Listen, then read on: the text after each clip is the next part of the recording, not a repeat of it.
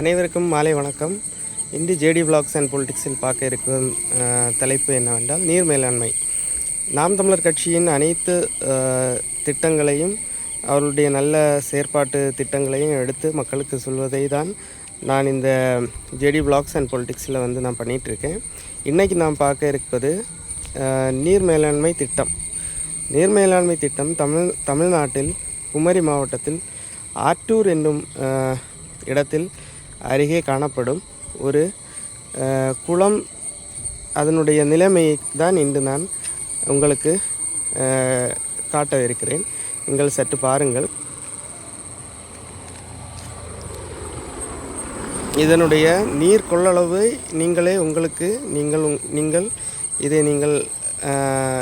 நீங்களே யோசித்து பாருங்கள். எவ்வளோ பெரியதான ஒரு குளம் அன்றைய காலத்தில் நம்முடைய முன்னோர்கள் வெட்டி இருக்கிறார்கள்.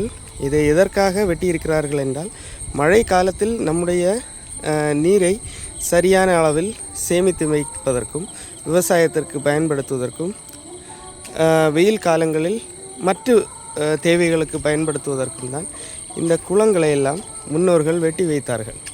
இன்று நாம் பார்க்கும்போது அனைத்து விதமான குளம், குட்டை, ஆறு போன்ற அனைத்துகளுமே மாசுபட்டு சரியான விதத்தில் பராமரிக்காமல் தூர்வாராமல், இங்கே பாருங்கள், இந்த புல் பிடிச்சு எவ்வளவு கேவலமான நிலைமையில் காணப்படுகிறது என்று நீங்கள் கண்கூடாக பார்க்கலாம்.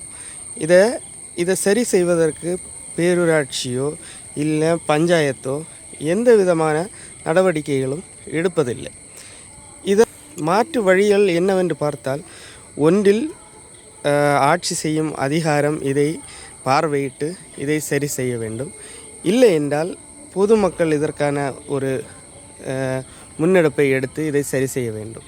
இப்படி நீர் மேலாண்மை தொடர்ந்தால் நம்முடைய இடத்தில் நீர்நிலை முற்றிலுமாக மாசுபட்டு மக்களுக்கு பிரயோஜனமற்றதாக மாறும் என்பதை நான் உங்களுக்கு இந்த காணொளி வழியாக உங்களுக்கு அறிவிக்கிறேன். இங்கே பாருங்கள், இதோட நிலைமையை பாருங்கள், எவ்வளவு மோசமான சிச்சுவேஷனில் இருக்குன்னு பாருங்கள். ஸோ நாம் தமிழர் கட்சி என்ன சொல்லுதுன்னா, அவங்க ஆட்சிக்கு வந்தால் அனைத்து விதமான நீர்நிலைகளையும் சுத்திகரித்து பராமரித்து அடுத்த தலைமுறைக்கு பிரயோஜனமுள்ளதாக மாற்றுவதும், அதன் மூலம் புதிதாக குளம் குட்டைகளை வெட்டுவதும், அதன் மூலம் நீர் பிரச்சனையை நம்மளே சமாளிக்கலாம் என்பதுதான் நாம் தமிழர் கட்சியின் திட்டமாக காணப்படுகிறது. இப்போ பார்த்திங்கன்னா, கன்னியாகுமரி மாவட்டத்தை பொறுத்து தற்போதைய நிலைமையில் பெரிதாக நீர் பிரச்சனை காணப்படுவதில்லை. ஆனால் இப்படியே தொடர்ந்தால் பலவிதமான பிரச்சனைகளை குமரி மாவட்டம் சந்திக்கும் என்பதை நான் இந்த காணொளி மூலமாக தெரிவித்துக்கொள்கிறேன்.